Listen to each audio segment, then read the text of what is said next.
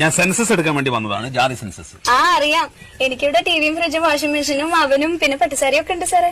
അപ്പുറത്തെ വീട്ടിൽ അവളില്ലേ, അവൾക്കിതൊന്നുമില്ല, എല്ലാം വെറുതെ പറയണതാ. ഇതൊക്കെ എന്തിനാ നിങ്ങൾ ആദ്യം പറഞ്ഞത്? ചോദിക്കുമ്പോ പറഞ്ഞാൽ മതിയല്ലോ. ഭർത്താവ് എവിടെയാണ്? അകത്താ സാറേ. ഭർത്താവ് അകത്തിരിക്കുകയാണോ? പുറത്തേക്ക് വിളിക്ക്. അയ്യോ അകത്തല്ല, ജയിലില്ല.